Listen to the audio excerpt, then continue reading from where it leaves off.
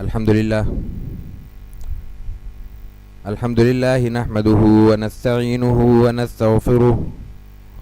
ونؤمن به ونتوكل عليه ونعوذ بالله من شرور أنفسنا ومن سيئات أعمالنا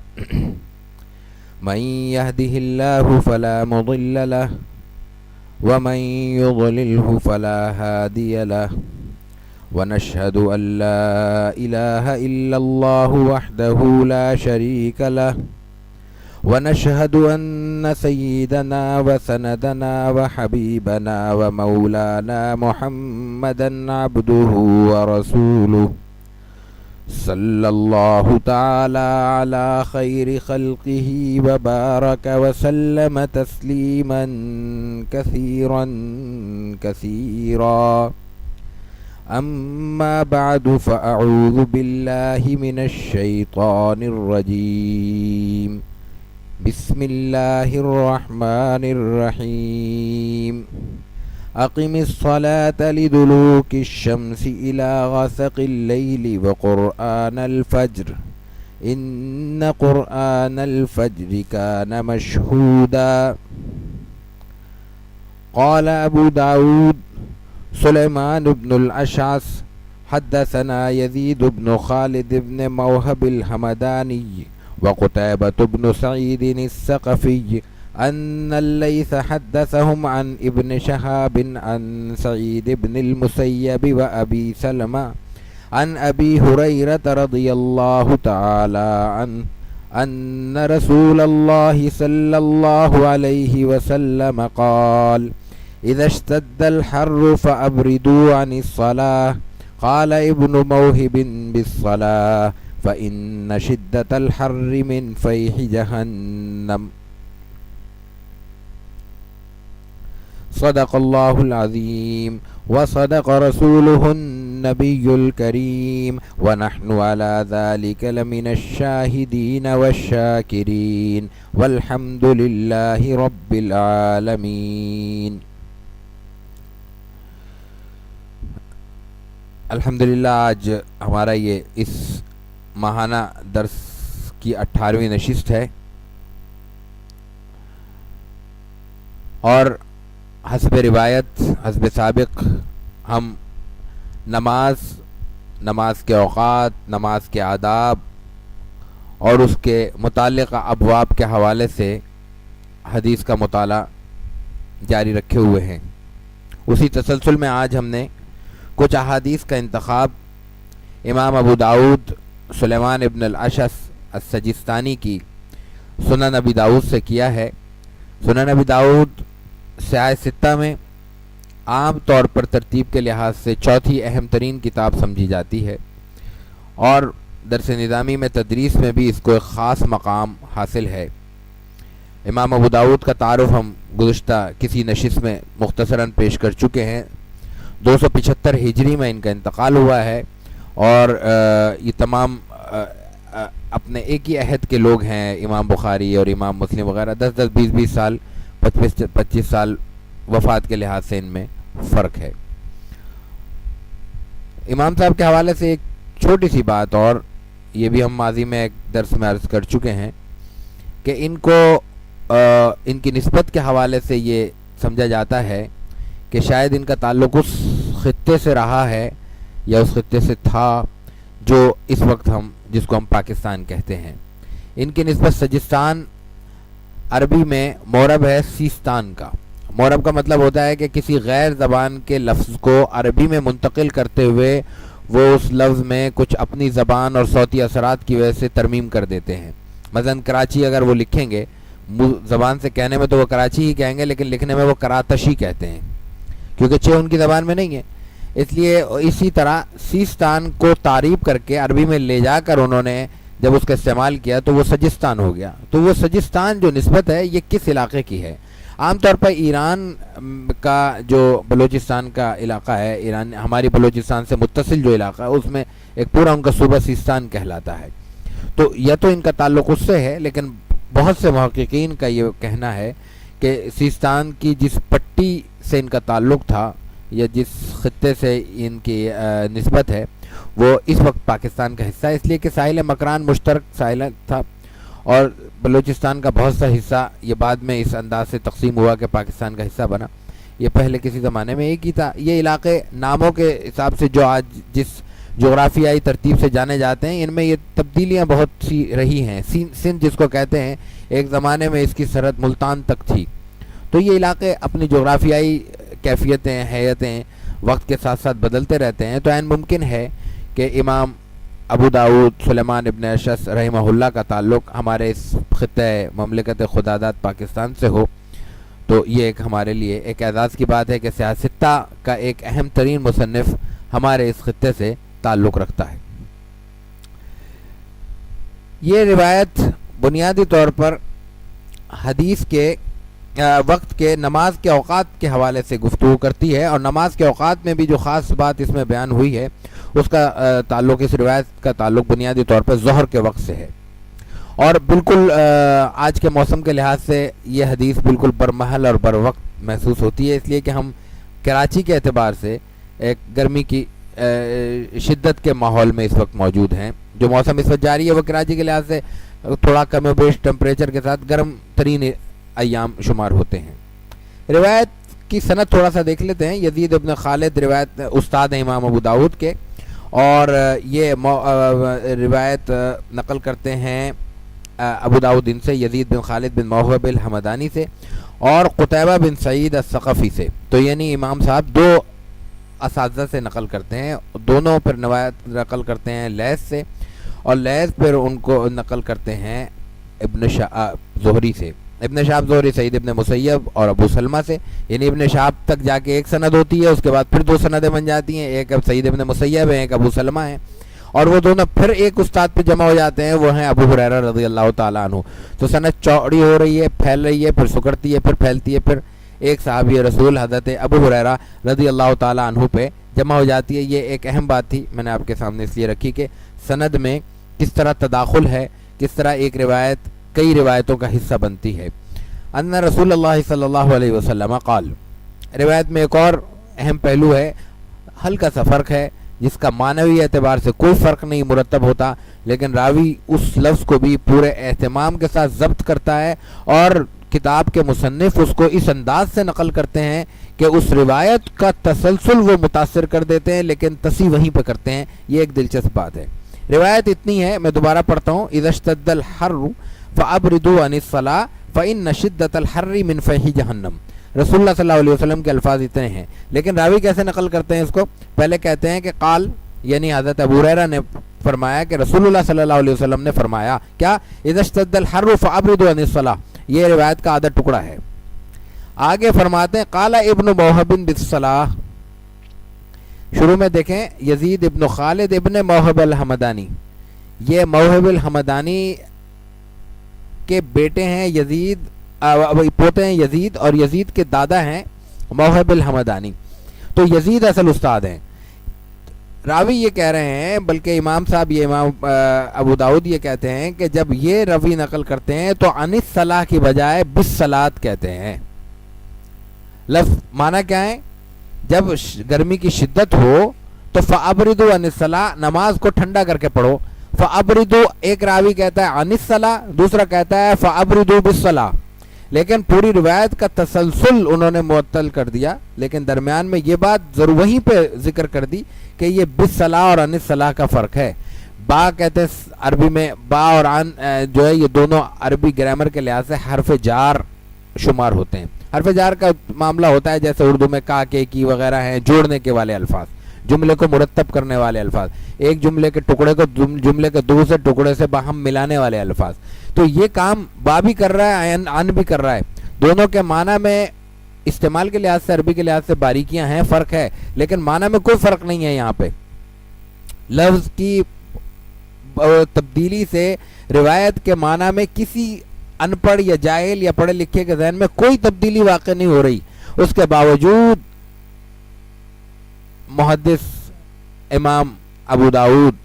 اس کو وضاحت کے ساتھ نقل کر رہے ہیں تاکہ اتنا سا ابہام بھی محفوظ رہے اور پتہ چلے کہ یہ لفظ کی تبدیلی کہاں سے آئی ہے، تاکہ اس کی ابھی سلسلہ محفوظ ہو جائے اور بعد میں کوئی ترمیم نہ کر سکے۔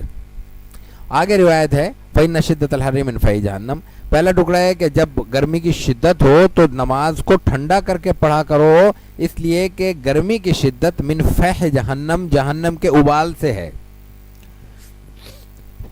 اب اس کے مفہوم میں دو باتیں کہی گئی ہیں، دو ہی باتیں کہی جا سکتی ہیں، یا تو واقعتاً اللہ تعالیٰ کی حکمت میں اس کا کوئی تعلق بنتا ہو آخرت کے حوالے سے، ظاہر ہے کہ یہ دنیا میں بیٹھ کے اس کو سمجھنا مشکل ہوگا کہ جہنم کیا ہے اور جہنم کا ابال کیا ہے اور جہنم کے ابال سے دنیا کی زندگی کیسے متاثر ہو سکتی ہے، یہ چیز ابھی ہمارے معلومات میں نہیں آئی، ہمارے دائرہ علم میں نہیں آئی، ممکن ہے مستقبل میں کہیں آ جائے، ممکن ہے نہ آئے، تو اس کے بارے میں کوئی کمنٹس نہیں کیے جا سکتے۔ لیکن دوسری بات اس سے زیادہ آسان ہے جو ہم سمجھنے کے لیے کہہ سکتے ہیں کہ یہ رسول اللہ صلی اللہ علیہ وسلم نے سمجھانے کے لیے فرمایا ہے۔ عام محاورہ ہے کہ بھئی انسان ابل رہا ہے تو انسان ابل تو نہیں رہا ہوتا، یا یہ کہ گرمی کو کبھی ہم گرمی کی شدت کو جہنم سے تشبیہ دینے لگتے ہیں اپنی زبان میں، ظاہر ہے کہ جہنم کی گرمی سے اس دنیا کی گرمی کا کیا لینا دینا، اللہ تعالیٰ محفوظ رکھے، ظاہر ہے کہ وہ تو اس کی تو مثال دنیا میں نہیں دی جا سکتی، سمجھانے کے لیے بات کی جا سکتی ہے۔ تو مفہوم یہ ہے کہ یہ جو شدت ہے یہ گرمی ہے، اور گرمی شدت کا تعلق ظاہر ہے جہنم سے ہی ہوتا ہے۔ شدید ترین گرمی جتنی بڑھتی جائے گی ہم جہنم کے قریب ہوتے چلے جائیں گے اس کی شدت کے لحاظ سے۔ تو مفہوم یہ ہو سکتا ہے کہ رسول اللہ صلی اللہ علیہ وسلم یہ فرما رہے ہیں کہ اس گرمی کو ٹھنڈا کرو، نماز فرض کے درجے کی چیز ہے، لیکن فرض میں خاص طور سے ممکن ہے یہ حکمت بھی موجود ہو کہ اتنا وقت دیا گیا ہے ظہر کی ادائیگی میں کہ اگر وہ وقت 12 ساڑھے 12 بجے شروع ہو جاتا ہے تو 4:30 5 بجے تک آپ ادا کر سکتے ہیں۔ ظاہر ہے کہ تاخیر مناسب نہیں ہے، لیکن اور دوسری روایت میں یہ آپ نے تلقین فرما دی کہ سب سے اچھا فرض اور سب سے بنیادی فرض یا سب سے بنیادی ذمہ داری انسان کی ہے کہ نماز کا جب وقت آ جائے تو اس میں عجلت کرے، جلدی سے اپنے فرض کی ادائیگی کرے تاکہ دوسرے کاموں میں الجھ کر وہ اس فرض سے غافل نہ ہو جائے۔ لیکن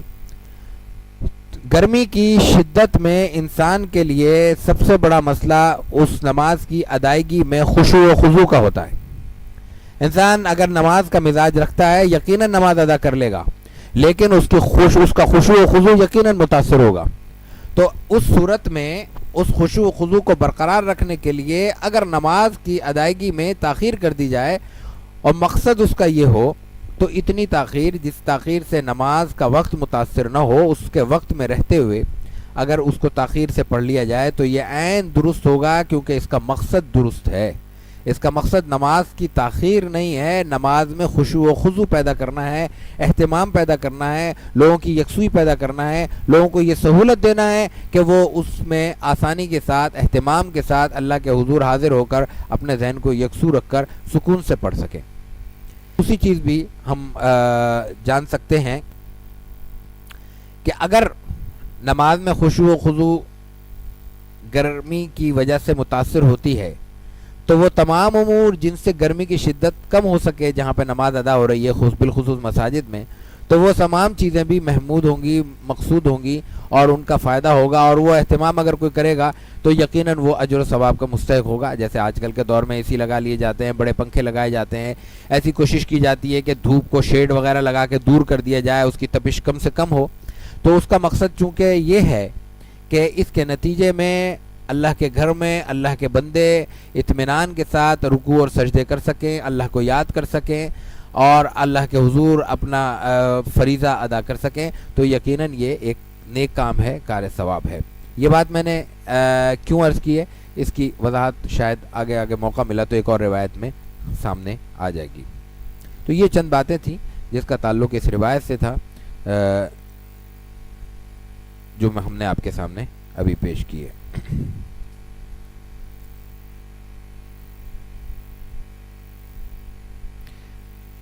دوسری روایت بھی ہم امام ابو داود ہی کی سنن سے پیش کرتے ہیں۔ قال ابو داود حدثنا عمر بن علی عن صفوان بن عیسیٰ عن یزید بن ابی عبید عن سلمة بن الاکوع قال كان النبي صلى الله عليه وسلم يصلي المغرب ساعة تغرب الشمس اذا غاب حاجبها۔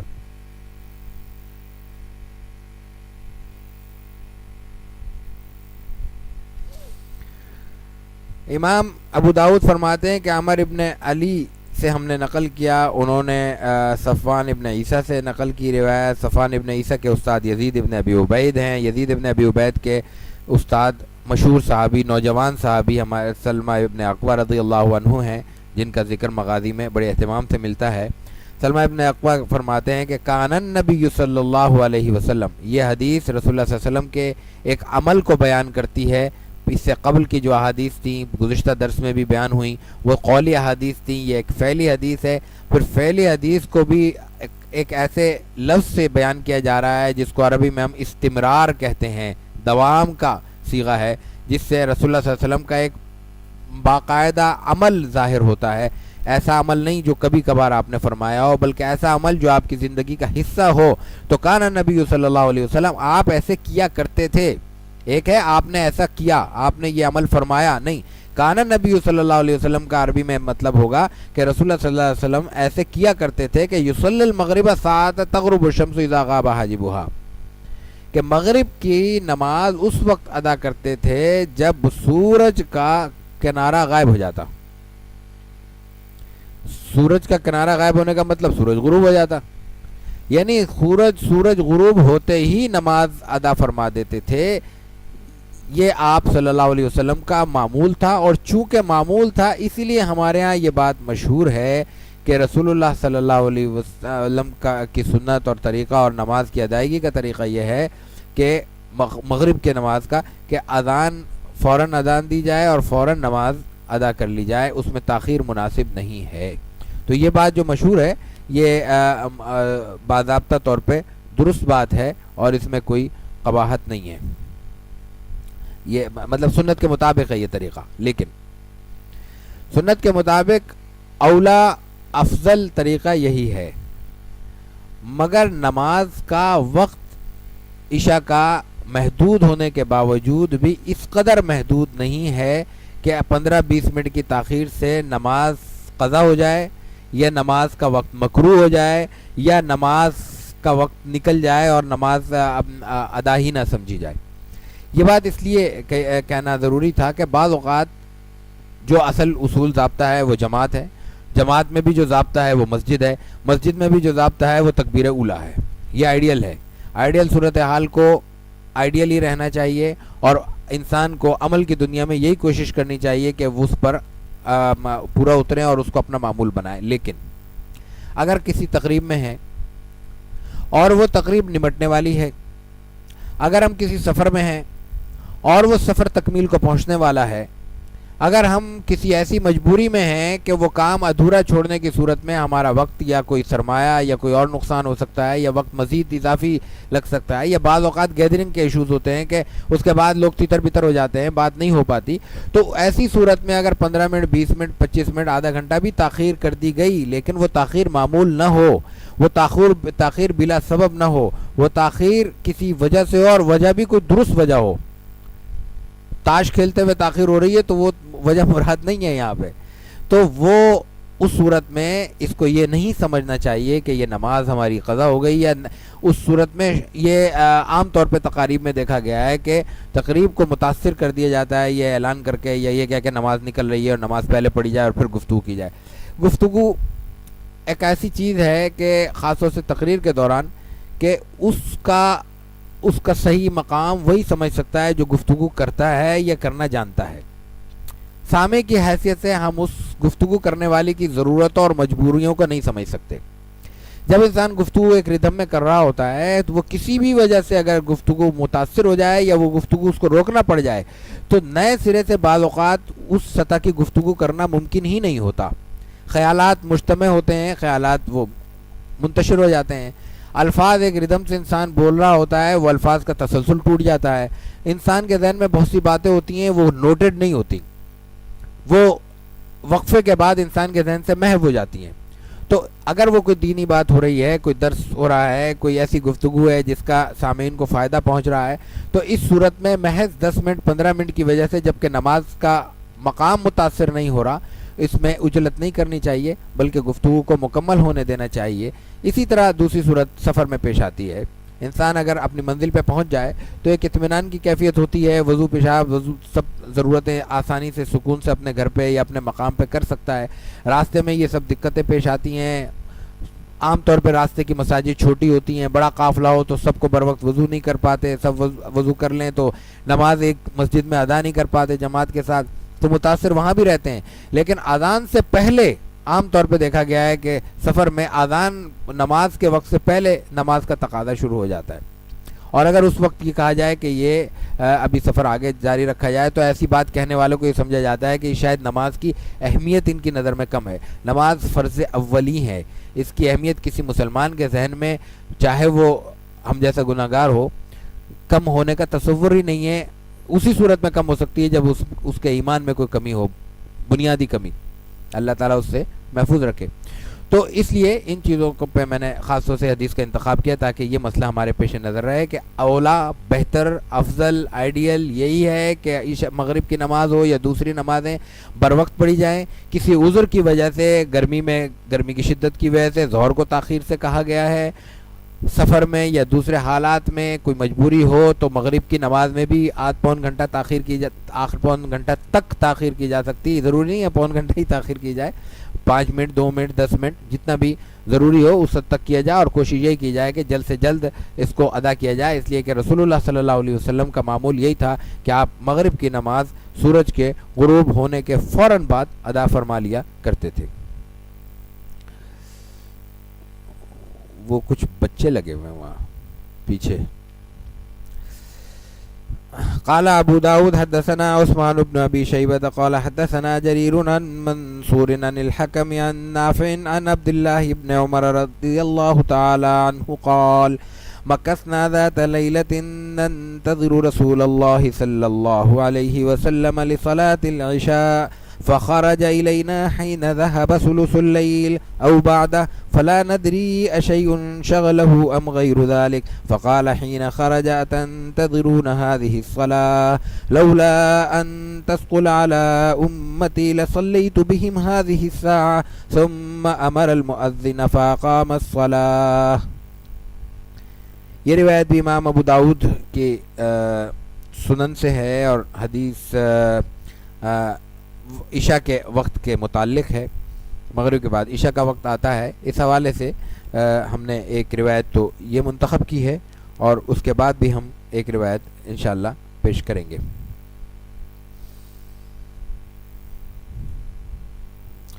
اس روایت میں امام صاحب کے، امام ابو داود کے استاد عثمان ابن ابی شیبہ ہیں، ان کے استاد جریر ہیں، جریر منصور سے نقل کرتے ہیں اور وہ حکم سے، اور اس کے بعد نافع ہیں جو حضرت عبداللہ ابن عمر رضی اللہ تعالی عنہ کے انتہائی قریبی شاگرد ہیں، خاص شاگرد ہیں، اور نافع اور عبداللہ ابن عمر اور آگے پھر رسول اللہ صلی اللہ علیہ وسلم سے جو روایت ہو وہ انتہائی بلند ترین اور اعلیٰ ترین سند سمجھی جاتی ہے اور تصور کی جاتی ہے کہ حضرت عبداللہ ابن عمر رضی اللہ تعالیٰ عنہ کا اپنا مقام اور پھر ان کے شاگرد حضرت نافع کا مقام حدیث اور فقہ دونوں میں انتہائی بلند درجے پر ہے، اس لیے ان کی روایت کو اور ان کی سند کو بہت بڑا مقام حاصل ہے سب کے ہاں۔ روایت یہ ہے، یہ روایت رسول اللہ صلی اللہ علیہ وسلم نے آگے فرمایا ہے تو قولی روایت ہے، لیکن روایت کا آغاز رسول اللہ صلی اللہ علیہ وسلم کے ایک واقعے سے ہوتا ہے۔ کہتے ہیں کہ مکثنا ذات لیلۃ ننتظر، ہم مسجد میں بیٹھے ہوئے تھے جیسے نماز کے انتظار میں ہوتے ہیں، اور خاص طور سے نماز کا انتظار اس انداز سے ہو کہ کسی خاص شخصیت کو نماز پڑھانی ہو تو پھر اس میں وقت کی قید نہیں رہتی کہ بھئی وہ جب وہ صاحب یا وہ بزرگ تشریف لائیں گے تو وہ نماز پڑھائیں گے۔ تو اس طرح رسول اللہ صلی اللہ علیہ وسلم کے انتظار میں ہم بیٹھے ہوئے تھے اور نماز کے لیے انتظار کر رہے تھے۔ ننتظر رسول اللہ صلی اللہ علیہ وسلم لصلاۃ العشاء، عشاء کی نماز کی ادائیگی کے لیے ہم منتظر تھے۔ فخرج الینا، آپ تشریف لائے، لیکن کب تشریف لائے؟ حین ذهب ثلث اللیل او بعدہ، آپ اس وقت تشریف لائے جب رات کا تہائی حصہ گزر چکا تھا یا اس سے بھی زیادہ وقت گزر چکا تھا۔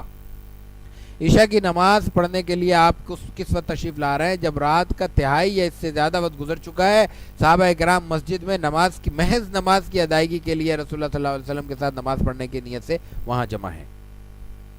فلا ندری شیء شغلہ ام غیر ذلک،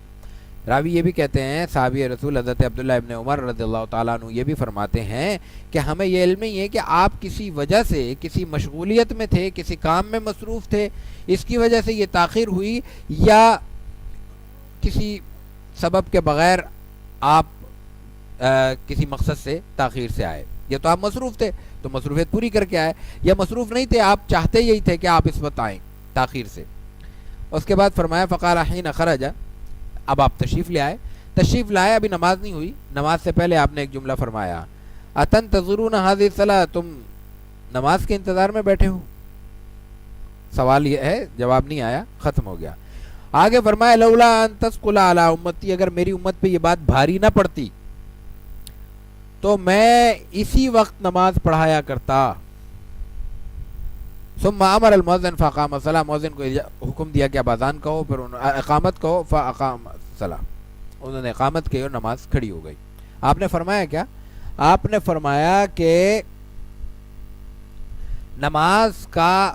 وقت ہو چکا تھا، لیکن مجھے پسند یہ ہے کہ نماز میں اتنی تاخیر سے ادا کروں جیسے میں آج آیا ہوں، لیکن اتنی تاخیر کرنا نماز کے لیے امت پہ شاق گزرے گا، امت پر اس معمول کو اپنانا مشکل ہوگا. اتنی تاخیر سے پڑھنا، ظاہر ہے کہ دنیا کے کام ہیں، سارا دن کا انسان تھکا ہوا، اگر اس وقت تک تاخیر کرے گا تو سوئے گا کب، اور سوئے گا دیر سے تو پھر اٹھے گا کب، اٹھے گا تو پھر دن کے معمولات وہ اپنے کیسے جاری رکھے گا. ہر انسان کے لیے یہ ممکن نہیں ہے، لیکن آئیڈیل یہی ہے اتنی تاخیر. اب اندازہ کیجئے، اور یہ دین کا کتنا باریک نقطہ ہے جو رسول اللہ صلی اللہ علیہ وسلم کی ذات سے ہمیں معلوم ہوتا ہے کہ بعض اوقات آئیڈیل سچویشن کچھ اور ہوتی ہے، لیکن اس کے ساتھ دوسرے تقاضے اتنے بلند ہوتے ہیں کہ اللہ کے رسول صلی اللہ علیہ وسلم بھی اس آئیڈیل صورتحال سے نیچے اترنے کو تیار ہو جاتے ہیں. ہم میں بعض اوقات یہ معاملہ ہوتا ہے کہ چھوٹی چھوٹی ضرورتوں کے تحت کوئی مجبوری اگر انسان کو پیش آ جائے تو اس وقت انسان کے پاس بڑا محدود وقت ہوتا ہے، چند لمحوں میں، چند سیکنڈوں میں اس کو یہ فیصلہ کرنا ہوتا ہے کہ اس وقت میں کیا چیز چھوڑوں، کیا کروں. ابھی ہم گفتگو کر رہے ہیں بیٹھ کے، چھوٹی سی مثال دیتا ہوں جس پہ ہمیں شکایت عام طور پہ ملتی ہے، میرا بھی یہ معمول ہے، غلط صحیح. ابھی ہم بیٹھ کے گفتگو کر رہے ہیں، ابھی میں نے پانی پی لیا، کوئی قباحت نہیں ہے، نہ کسی کے ذہن میں کوئی سوال پیدا ہوگا. ہمیں گفتگو عموماً کھڑے ہو کے کرنی پڑتی ہے، اور کھڑے ہونے کے ساتھ ساتھ بعض اوقات ہمیں گھومتے ہوئے چلتے پھرتے بات کرنا ہوتی ہے. ورک شاپس میں ہم ایک جگہ نہیں کھڑے ہو سکتے. اب 1.5 گھنٹے 1 گھنٹے کی اگر گفتگو ہو تو عام طور پہ گلا خشک ہو جاتا ہے، پانی پینا پڑتا ہے. قریب میں ہمارے پاس بیٹھنے کی بھی کوئی جگہ نہیں ہوتی، بعض اوقات ہوتی ہے، بوتل ہمارے ہاتھ میں ہوتی ہے یا گلاس کوئی پکڑا دیتا ہے، کوئی مدد کے لیے موجود ہوتے ہیں لوگ. اب اگر کبھی معمول تو شاید نہ ہو ہمارا بھی، لیکن اگر کبھی کھڑے ہو کے صرف ایک سپ لیتے ہیں، ہم صرف اتنا سا لینا ہوتا ہے، اس وقت پانی پینا مقصود نہیں ہوتا، گلا خشک ہو رہا ہوتا ہے، اس گلے کو تر کرنا ہوتا ہے تاکہ گفتگو ایک فلو میں جاری رہے، تسلسل رہے، کھانسی نہ ہو، گلا متاثر نہ ہو. پر کتنی بار لوگوں نے اعتراض کیا کہ آپ پانی بیٹھ کے پئیں. مقصد ذہن میں ہونا چاہیے، شریعت کا مقام ذہن میں ہونا چاہیے، ان ضرورتوں کو ذہن میں رکھنا چاہیے کہ اس وقت ہم جو کام کرنے جا رہے ہیں اس کا دائرہ کیا ہے. اس دائرے میں انسان کو خود اختیار دینا چاہیے کہ وہ اپنے لیے کیا بہتر سمجھتا ہے. بلا وجہ کسی ضرورت کو ترک کرنا ظاہر ہے کہ یہ یا کسی سنت کو یا کسی ادب کو چھوڑ دینا یہ تو بے ادبی ہے. لیکن اگر کہیں ایسی صورتحال ہو تو اس وقت انسان کو خود فیصلہ کرنے کا اختیار ہونا چاہیے، اور دوسروں کو اختیار نہیں ہونا چاہیے کہ اس پہ طنز کریں یا اشکال پیدا کریں. یہ میں نے ایک چھوٹی سی بہت نچلے درجے کی بات کی. رسول اللہ صلی اللہ علیہ وسلم کی اس روایت سے بھی ہمیں یہ سبق ملتا ہے کہ آئیڈیل وہی ہوتا ہے، لیکن اس آئیڈیل پہ عمل کرنے کی صورت میں دوسرے کچھ خرابیاں، دوسرے کچھ مسائل پیش آنے کا خدشہ ہوتا ہے. کیا تصور کیا جا سکتا ہے کہ رسول اللہ صلی اللہ علیہ وسلم یہ فرما دیتے کہ عشاء کی نماز 12 بجے پڑھنی ہے اور ہم میں سے کوئی نہ پڑھتا؟ ممکن نہیں ہے. جیسے بھی ہوتا مینج کرتے، لیکن مینج کرنے میں تکلیف ہوتی. آپ صلی اللہ علیہ وسلم رحمۃ للعالمین ہیں، آپ نے اللہ کے قریب کرنے کے لیے اللہ کے حکم سے کچھ عبادتیں تفویض فرمائی ہیں جو عنایت ہے، جو اللہ کی خاص عطا ہے کہ اس کے نتیجے میں ہم چاہے ہمیں اس وقت تکلیف ہوتی ہے، چاہے ہمیں اس وقت بعض اوقات اپنا کام چھوڑنا اچھا محسوس نہیں ہوتا، لیکن اس کے نتیجے میں جو چند لمحے اللہ کے دربار میں ہم حاضر ہو جاتے ہیں، اس کے نتیجے میں انسان بہت سی تکلیفوں سے، بہت سی مشکلات سے، بہت سی مشقتوں سے بچ جاتا ہے اور اللہ کا قرب اس کو میسر ہوتا ہے، تو وہ اللہ کی نعمت ہے. لیکن اس نعمت کو اللہ کے رسول صلی اللہ علیہ وسلم نے ہماری ضرورتوں کے مطابق اس طرح پیش فرمایا کہ اس سے جو ہمارے ذہن میں ایک امکانی طور پر ایک خدشہ تھا وہ بھی دور ہو گیا. تو ایک تو یہ اللہ کے رسول صلی اللہ علیہ وسلم کی رحمت اس حدیث سے سامنے آتی ہے کہ آپ کو پسندیدہ ہونے کے باوجود آپ نے اپنی پسند امت پہ اس طرح نہیں رکھی کہ ہم اس کے نتیجے میں پریشانی کا شکار ہوں. یہ رحمت ہے آپ کی. اور دوسرا اس کے نتیجے میں ہمیں یہ مسئلہ بھی سمجھایا رسول اللہ صلی اللہ علیہ وسلم نے کہ ضرورتوں کو دیکھ کر فیصلہ کرنا ہوگا. بعض اوقات یقیناً ادب یہی ہوگا، سنت کا اعلیٰ درجہ، اعلیٰ مقام یہی ہوگا، لیکن اس کے نتیجے میں کوئی خرابی پیش آ رہی ہوگی یا کوئی مشقت پیش آ رہی ہوگی یا لوگوں کو تکلیف پیش آ رہی ہوگی. ایک روایت آگے بھی آتی ہے، وہی پیش کرتا ہوں، اس میں یہ چیز زیادہ وضاحت سے بیان ہوئی ہے. تو اس صورت میں پھر آئیڈیل سچویشن کو چھوڑنا سنت کی خلاف ورزی نہیں ہوگا، دین کے مزاج کو سمجھنے کی وجہ سے ہوگا، نہ سمجھنے کی وجہ سے نہیں ہوگا. اس کو یہ کہا جائے گا کہ دین کو سمجھا گیا ہے، یہ نہیں کہا جائے گا کہ دین کو نہیں سمجھنے کی وجہ سے یہ کام کیا ہے. میں نے عرض کیا کہ اس کے بعد والی ایک روایت بھی اسی سلسلے کی ہے، وہ ہم پیش کر کے پھر بات کرتے ہیں. قال ابو داود حدثنا مسدد قال حدثنا بشر بن مفضل قال حدثنا داود بن ابي هند ابي نضرة عن ابي سعيد الخدري رضي الله تعالى عنه قال صلينا مع رسول الله صلى الله عليه وسلم صلاة العتمة فلم يخرج حتى مضى نحو من شطر الليل فقال خذوا مقاعدكم فأخذنا مقاعدنا فقال إن الناس قد صلوا وأخذوا مضاجعهم وإنكم لم تزالوا في صلاة من انتظرتم الصلاة ولولا ضعف الضعيف وسقم السقيم لأخرت هذه الصلاة إلى شطر الليل. دوسری روایت بھی ابو داؤد کے سنن میں جو ہم نے پہلی روایت پیش کی ہے اس سے ایک روایت کے بعد ہے. پہلی روایت کا کے نمبر میں اور اس حدیث کی رقم میں صرف ایک نمبر کا فرق ہے، یہ 422 ہے، وہ 420 تھی. اس میں امام صاحب کے استاد مسدد ہیں، مسدد کے استاد بشر ابن مفضل ہیں، ان کے استاد داؤد ابن ابی ہند ہیں، وہ ابو نضرہ سے نقل کرتے ہیں، اور وہ ابو سعید خدری رضی اللہ تعالیٰ عنہ مشہور صحابی رسول ہیں، ان سے نقل کرتے ہیں. اور ابو سعید خدری رضی اللہ تعالیٰ عنہ بھی ایک واقعہ بیان کرتے ہیں، یہ بھی نماز کا واقعہ اور رات کا ہی واقعہ ہے. ممکن ہے یہ ایک ہی روایت ہو، لیکن بہرحال اس کے الفاظ میں بیان میں فرق ہے، اور اس میں خطبہ بھی ہے، اس میں آپ نے خطبہ بھی ارشاد فرمایا ہے. روایت کے الفاظ یہ ہیں کہ صلینا مع رسول اللہ صلی اللہ علیہ وسلم صلاۃ العتمہ. صلاۃ العتمہ عشاء کی نماز کو کہتے ہیں، عشاء کا لفظ زیادہ استعمال ہوتا ہے، عرب اس کو عتمہ کہتے تھے. فلم یخرج حتی مضى نحو من شطر اللیل، اس میں بھی یہی فرما رہے ہیں، راوی الگ ہیں. ابو سعید خدری رضی اللہ تعالیٰ عنہ ذکر فرما رہے ہیں کہ آپ رات میں ایسے وقت میں نکلے جب آدھی رات یا اس کے قریب حصہ گزر چکا تھا. وہ بھی یہی کہتی ہے کہ شطر اللیل وہ اپنا ثلث اللیل یا اس سے زیادہ، تو تہائی گزرا ہو یا آدھا گزرا ہو، اس میں بہت زیادہ فرق تو نہیں کیا جا سکتا اس زمانے کے لحاظ سے خاص طور سے. تو راوی فرماتے ہیں کہ رسول اللہ صلی اللہ علیہ وسلم کے ساتھ ہم نے عشاء کی نماز ادا کی، آپ اس وقت نکلے جب نصف شب گزر چکی تھی. فقال، ابھی بھی آپ نے نماز نہیں پڑھائی، آپ نے فرمایا خذوا مقاعدکم، کھڑے ہو گئے ہوں گے آپ کے احترام میں، یہ جو بھی صورتحال ہو، صف بندی ہو رہی ہوگی واللہ عالم. آپ نے یہ فرمایا کہ اپنے اپنے مقامات پر بیٹھ جاؤ، پہلے میری بات سنو. فاخذنا مقاعدنا، ہم نے اپنی اپنی جگہ لے لی، ہم اپنی اپنی جگہوں پہ بیٹھ گئے. فقال، اب آپ نے فرمایا، یہ رسول اللہ صلی اللہ علیہ وسلم کا خطبہ ہے، سب کو بٹھا کے آپ نے خطاب فرمایا. ان الناس قد صلوا واخذوا مضاجعهم، یہ جس وقت کا قصہ ہے اس وقت صرف مدینہ میں اتنی سی ایک مسجد میں تو نمازی موجود نہیں ہیں، اطراف میں مختلف قبائل ہیں، مکے میں مسلمان ہیں، دور دراز کے علاقے ہیں، گاؤں ہیں، گوٹھ ہیں، بہت سی جگہوں پہ اسلام پھیل چکا ہے، مسلمان موجود ہیں، اور وہ اپنے اپنے وقت کے لحاظ سے نماز ادا کر چکے ہیں. تو آپ فرماتے ہیں کہ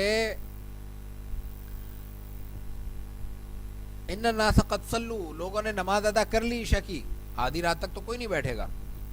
اور واخذوا مضاجعهم، وہ اپنے اپنے بستروں پہ چلے گئے. ظاہر نماز ادا کر لی، اس کے بعد حکم بھی یہی ہے کہ نماز عشاء ادا کرو اور اس کے بعد سو جاؤ، دنیا کے کام ضروری نمٹاؤ اور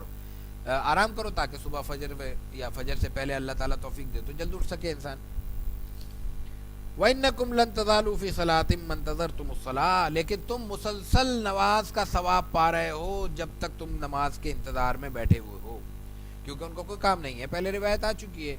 ہم گزشتہ دروس میں یہ روایت پیش کر چکے ہیں کہ انسان جب مسجد چلا جاتا ہے اور نماز کی نیت سے جاتا ہے اور نماز مسجد میں امام کے ساتھ جماعت سے ادا کرنے کی نیت لے کر جاتا ہے، تو جتنا دیر اس کو انتظار کرنا پڑتا ہے، جتنی دیر وہ مسجد میں بیٹھتا ہے نماز کے انتظار میں، وہ تمام کا تمام وقت اللہ کی برکت، اللہ کے حکم سے اور اللہ کی عنایت سے اس انسان کی نیکیوں میں نماز کی ادائیگی کی نیکی کے درجے میں لکھا جاتا ہے۔ ایک تو نیکی ہے، انسان اچھی بات سن رہا ہے، کر رہا ہے، کہہ رہا ہے، لیکن ایک خاص نیکی ہے نماز کی ادائیگی کی نیکی، اور وہ بھی فرض نماز ادائیگی کی نیکی، اور پھر فرض نماز بھی جماعت سے مسجد میں ادا کرنے کی نیکی۔ اس نیکی کا ثواب لکھا جاتا ہے جو شخص نماز میں وقت سے پہلے آتا ہے اور محض نماز کی ادائیگی کے لیے آتا ہے، اور محض نماز، فرض نماز کی ادائیگی کی نیت سے بیٹھا رہتا ہے، انتظار کرتا ہے۔ تو تم کب سے بیٹھے ہو؟ جب سے بیٹھے ہو تمہیں یہ ثواب مل رہا ہے۔ یہ اللہ کے رسول صلی اللہ علیہ وسلم اپنے صحابہ کو فرما رہے ہیں، اور آگے فرمایا فَإِنَّكُمْ قَدْ فَضَّلْتُمْ بِهَا عَلَى سَائِرِ الْأُمَمِ، نہیں دوسری روایت ہے وَإِنَّكُمْ مَنْ تَذَرْتُمْ وَلَوْلَا ضَعْفُ الضَّعِيفِ۔ اب وہ علت کی بات ہے، پچھلی روایت میں کیا علت فرمائی تھی کہ لوگوں پہ شاق نہ ہوتا، لوگوں پہ بھاری نہ ہوتا، تو میں یہ حکم دیتا کہ ہمیشہ عشاء کی نماز اسی وقت ادا کرو۔ اور یہاں روایت میں فرمایا کہ اور اگر ضعیف کا ضعف میرے سامنے نہیں ہوتا، کمزور آدمی کی کمزوری میرے علم میں نہ ہوتی، اور سقم السقیم میرے علم میں نہ ہوتا، بیمار آدمی کی بیماری میرے سامنے نہ ہوتی، لأخرت هذه الصلاة إلى شطر الليل، تو میں ہمیشہ نماز عشاء کو رات کے اسی حصے تک مؤخر کیا کرتا۔ میرے لیے پسندیدہ یہی ہے کہ میں نماز کو اس حصے میں ادا کروں، لیکن پھر خیال آ جاتا ہے کہ کمزور لوگ بھی موجود ہیں، ضعیف لوگ بھی موجود ہیں، بیمار لوگ بھی موجود ہیں، اور انہی میں پھر وہ ضرورت مند بھی موجود ہیں جو رات تاخیر تک نہیں جاگ سکتے، اور تاخیر کی صورت میں، جاگنے کی صورت میں ان کا دن کے معمول متاثر ہوتے ہیں۔ وہ تمام چیزیں چونکہ آپ صلی اللہ علیہ وسلم کے سامنے تھیں، اس لیے آپ نے یہ حکم فرمایا کہ نماز کو، عشاء کے نماز وقت کے ادا ہونے کے بعد ادا کر لیا کرو۔ لیکن اگر کوئی شخص، کوئی اگر ایسا نظام موجود ہے، کوئی ایسی ترتیب موجود ہے کسی کے ہاں، یا کوئی ایسا ادارہ ہے جہاں محض وہیں کے نمازی ہیں جو وہاں مقیم ہیں، اور انہوں نے رات کو 11 بجے کے بعد ہی سنا ہے، تو پھر یہ آئیڈیل ہوگا، سنت کے مطابق ہوگا کہ چونکہ باہر سے لوگوں کا آنا ممکن نہیں ہے وہاں پہ، جیسا کہ کم ہوتا ہے ایسا، لیکن اگر کوئی ہے تو وہ اگر 11 بجے سو رہے ہیں، 10 بجے سو رہے ہیں، 10:30 سو رہے ہیں، تو آخری عمل اپنا نماز بنائیں، نماز کو ادا کرو، پھر آرام کر لیں۔ ایسا ممکن نہیں ہے تو پھر اپنے وقت پہ ادا کر لیں، لیکن ذہن میں رہے کہ یہ سنت رسول اللہ صلی اللہ علیہ وسلم کی ہے، یہ عمل رسول اللہ صلی اللہ علیہ وسلم کا تھا، اور یہ عنایت اللہ کے رسول صلی اللہ علیہ وسلم کی ہے، یہ آپ کی رحمت ہے کہ ہمیں اس مشقت سے آپ نے اپنے فضل و کرم سے اس کو محفوظ فرمایا ہے۔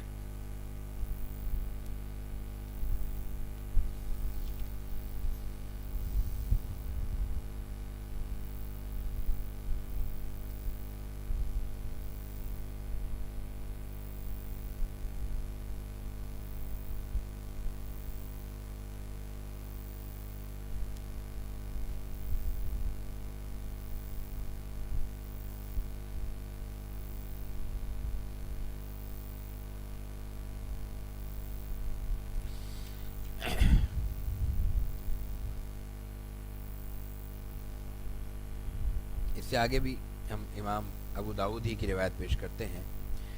قال ابو داؤد حدثنا محمد بن قدامة بن عاين قال حدثنا جرير عن منصور عن هلال بن يساف عن ابي المثنى عن ابن اخت عبادة بن صامت عن عبادة بن صامت رضي الله تعالى عنه وحدثنا محمد بن سليمان الأنباري قال حدثنا وكيع عن سفيان المعنى عن منصور عن هلال بن يساف عن ابي المثنى الحمصي عن ابي ابي بن امرأة بن عبادة بن الصامت رضي الله تعالى عنه عن عبادة بن الصامت قال قال رسول الله صلى الله عليه وسلم إنها ستكون عليكم بعدي أمراء تشغلهم أشياء عن الصلاة لوقتها حتى يذهب وقتها فصلوا الصلاة لوقتها. فقال رجل يا رسول الله أصلي معهم؟ قال نعم إن شئت. وقال سفیان ان ادرکتها معهم اصلی معهم قال نام ان شئت۔ یہ روایت بھی نماز کے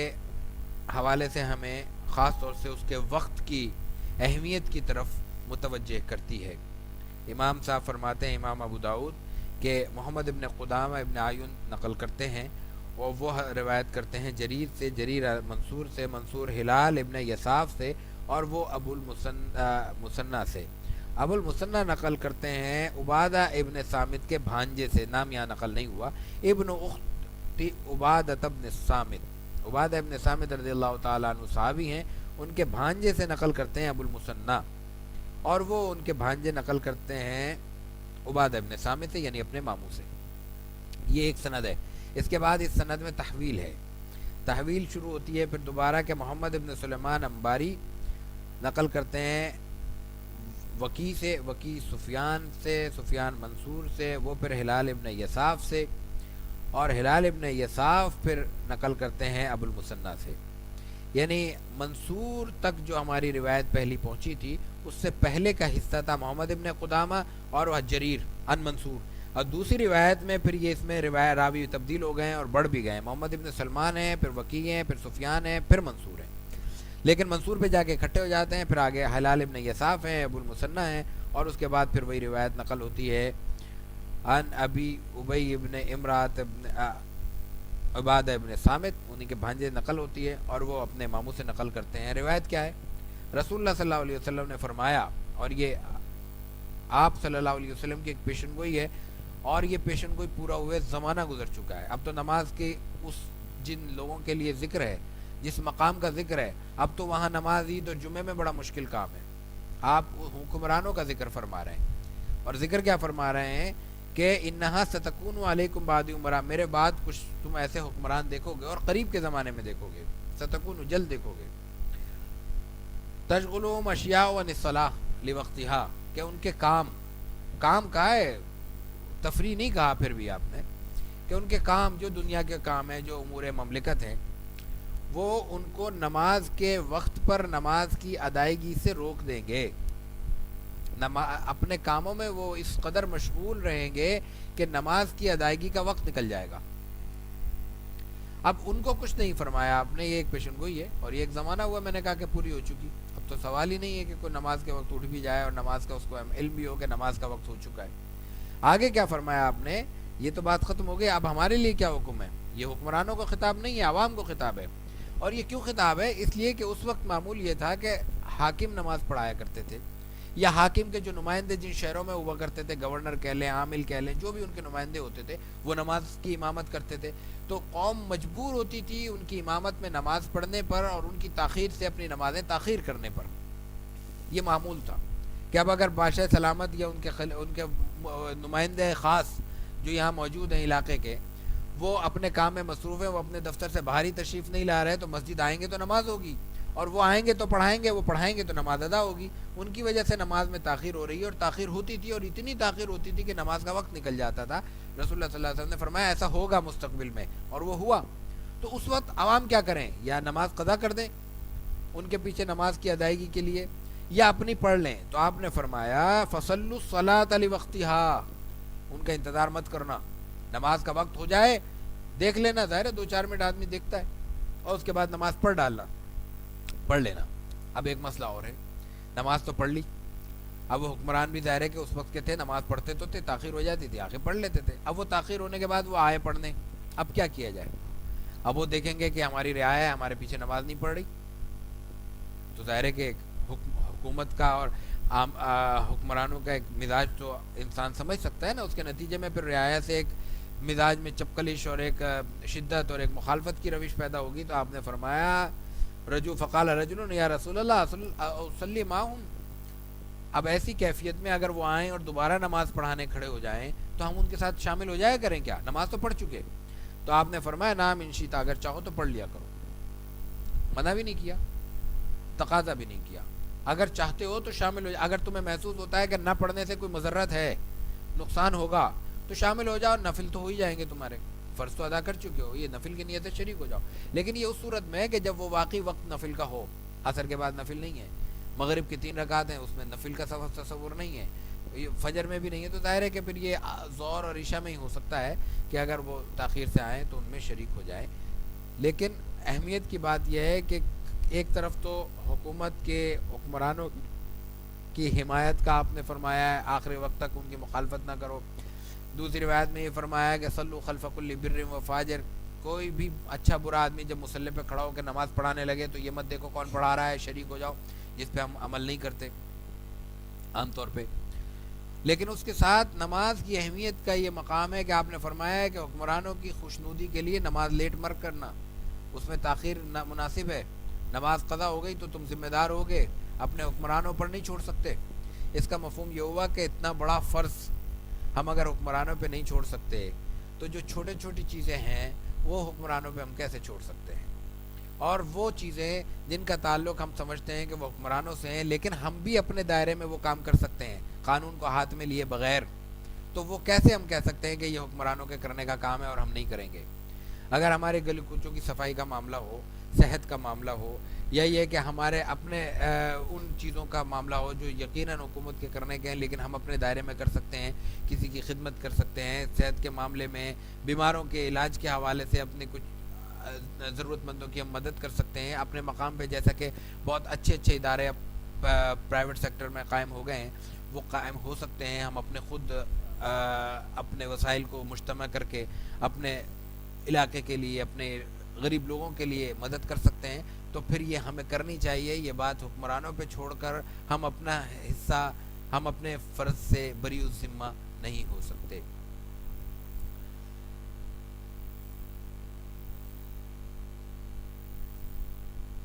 یہی اسی روایت کا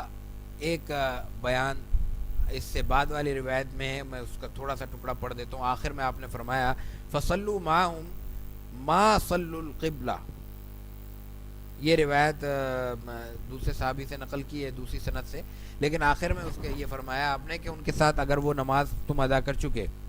اور اس کے بعد وہ آتے ہیں اور نماز پڑھتے ہیں تو تم ان کے ساتھ نماز میں شریک ہو جاؤ. ما صلوا القبلہ، جب تک وہ قبلے کی پیروی کرتے رہیں، یعنی جب تک وہ تمہارے قبلے کی طرف رخ کر کے نماز ادا کرتے رہیں تو تم نماز ادا کرتے رہو. اس نماز کو ترک مت کرنا، نماز کو مت چھوڑنا، اس لیے کہ نماز بنیادی فریضہ ہے اور ہر مسلمان کے پیچھے نماز ادا کی جا سکتی ہے. اور قبلہ مسلمان کی ایک علامت ہے، اسلام کی ایک علامت ہے. قبلے کی جو پیروی کر رہا ہے اس کو تصور کرو کہ وہ مسلمان ہے اور تم میں سے ہے، اس لیے اس کے پیچھے نماز ادا کر لینا.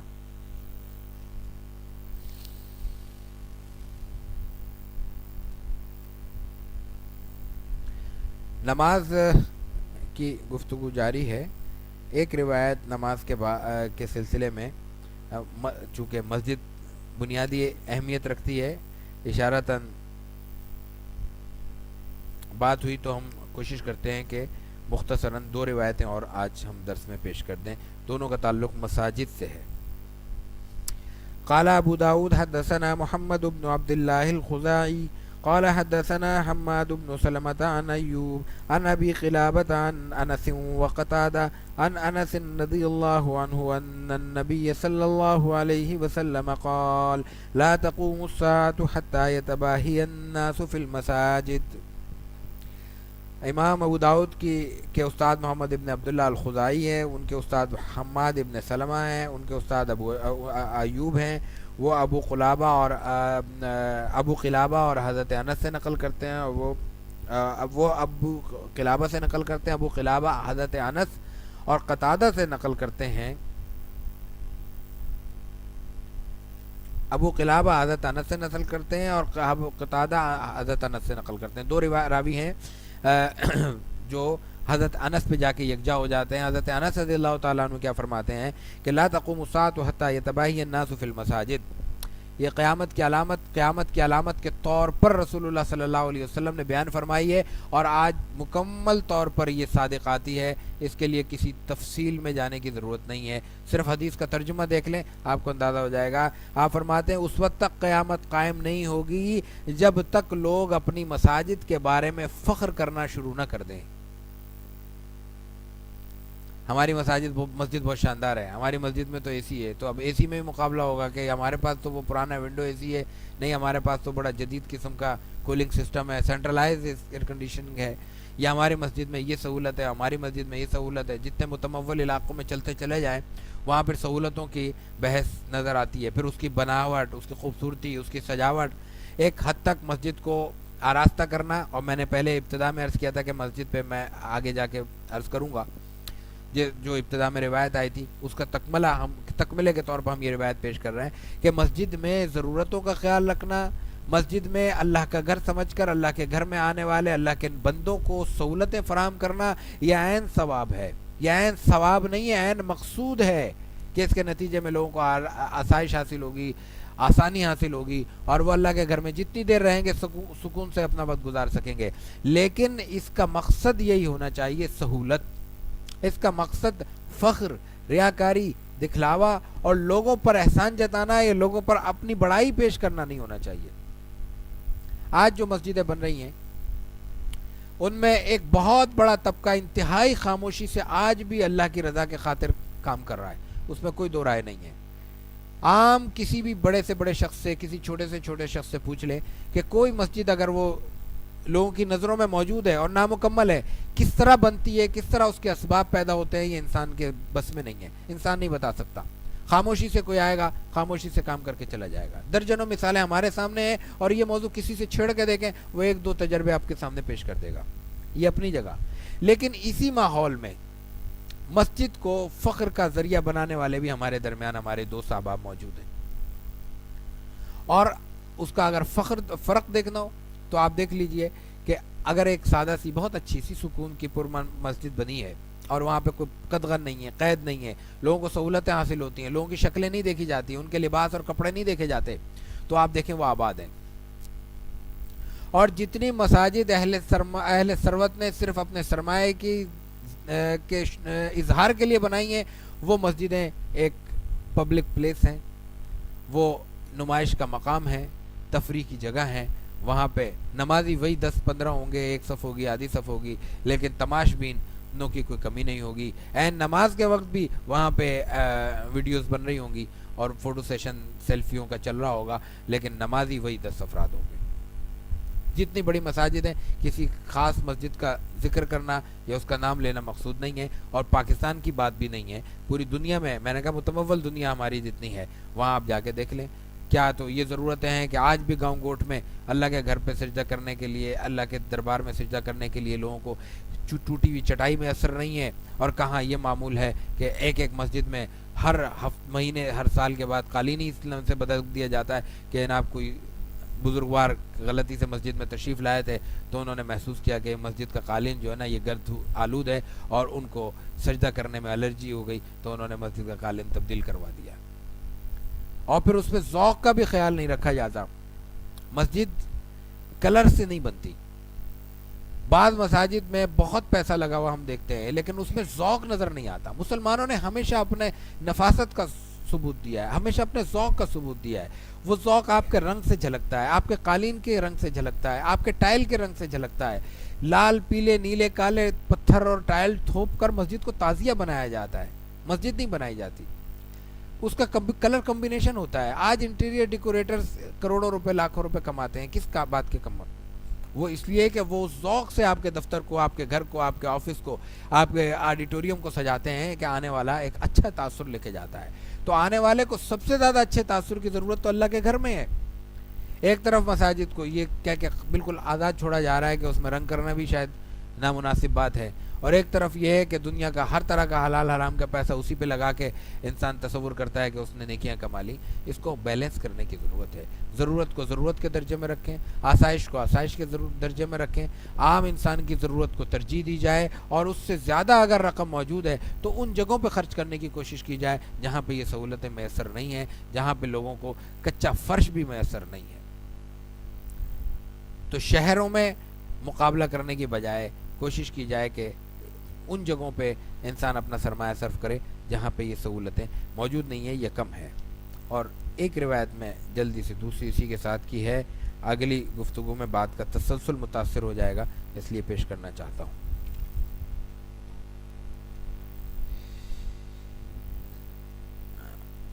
قال ابو داود حدثنا عبد الوهاب بن عبد الحكم الحزار قال حدثنا عبد المجيد بن عبد العزيز بن ابي رواد عن ابن جريج عن المطلب بن عبد الله بن الحنطب عن انس بن مالك رضي الله عنه قال قال رسول الله صلى الله عليه وسلم عرضت علي اجور امتي حتى القذارة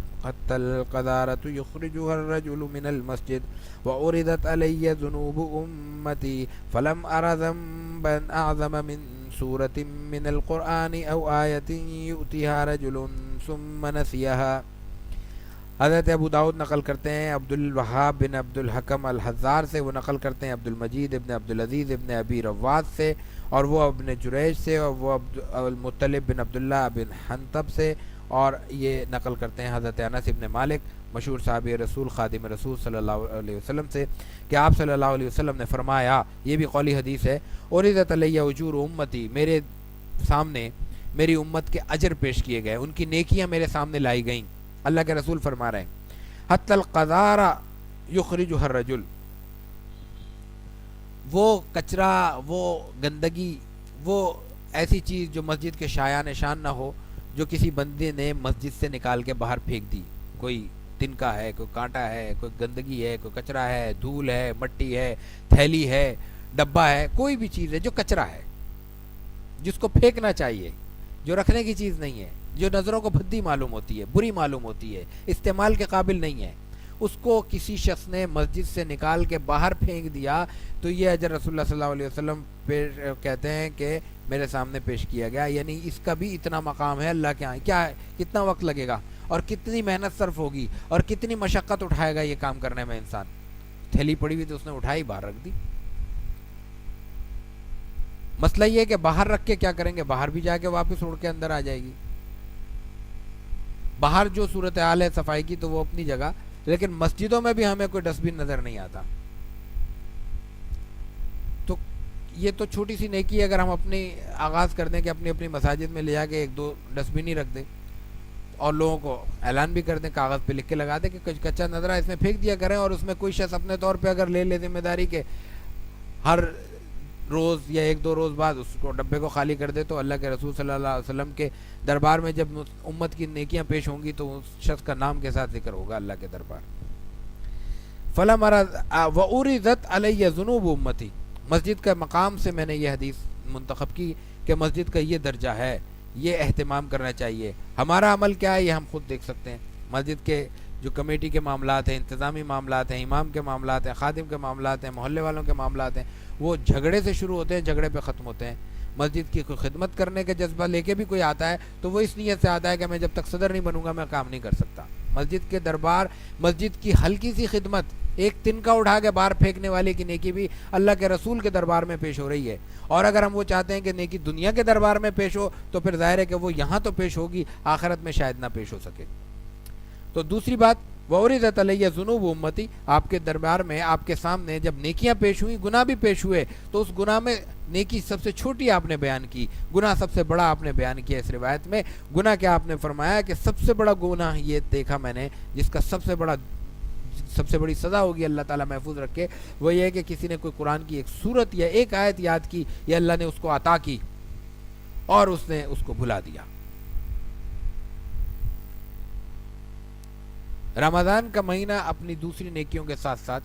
خاص طور سے قرآن سے نسبت رکھنے والے اور قرآن کو حفظ کرنے والے حضرات کے لیے ایک موقع ہوتا ہے اس بات کا کہ وہ اپنے سینے میں محفوظ قرآن کو دہرا سکیں اور اپنی یادداشت میں تازہ کر سکیں۔ اللہ تعالیٰ عمل کی توفیق عطا فرمائے۔